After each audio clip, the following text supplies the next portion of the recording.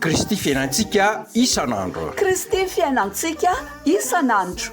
O Jesoa, izao avy mba ananany fiainana sady ananany be dia be. Jaonina toko 20 andininy 20 tapany by. Site web kristyfiainantsika.com. Salama daholo nareo, mirasoa fampahirezana ho an'izay reradreraka, fampiononana ho an'izay ao anatin'ny alahelo, fanasitranana ho an'izay rehetra ao anatin'ny tsy fahasalamana. Fa ny irako ny tompo dia vonona amin'ny tsy ampozina, vonona amin'ny tsy ampozina ny irako ny tompo. Ony liko atoko 10:3 hoe fa nisy kosa Samaritana anankiray nandeha tamin'ny alehany ary no nahita azy dia onena. Nisy an'ilay lehilahy anankiray zany azony jiolahy teo an-dalambe makany Jeriko. Nandalo ny mpisorona takany hoe pastera zany mijery de lasa, nandalo ny levita takany hoe dekona na korala izany mijery de lasa. Fa mba nanananina lehany ity Samaritana ity, fa rehefa nahita ity lehilahy azony jiolahy de onena de niantra nikarakara azy. Manoloana ny olona mila vonjimaika toy izany ve de mbola hiandry indray hoe alao aloha ny fanamasina hiteny amiko zay vao andray andraikitra? Tsia, tonga de napetraky ny tompo andraikitrao eo anoloanao izany.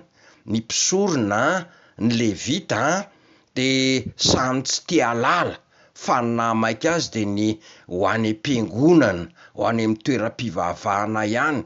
Zany lara-pahamehana taminy, fa tsy ity lehilahy efa ho faty ity.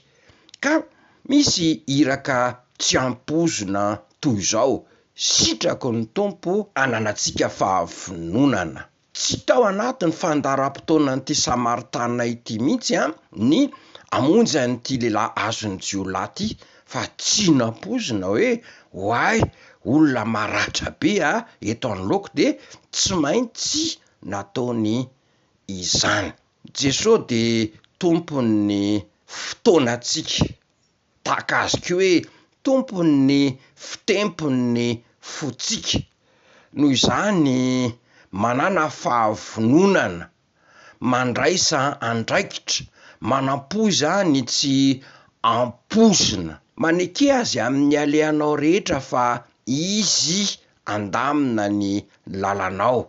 Ohabolana toko 17:5, ohatrany hoe manakorotana fandaharam-potoana zany tsy ampozina izany, fa mandamina fotoanantsika, mandamina ny fiainantsika izy raha manatanteraka an'izany iraka tsy ampozina izany isika. Koa de mandehana ary tahaka an'ity Samaritana ity manatanteraka zay andrany tompo anao. Iombona amin'izao vavaka izao isika ho vonin-kamonjy ireo trabonany izahay, ho tahaka ity Samaritana tsara fanahy ity. Amen.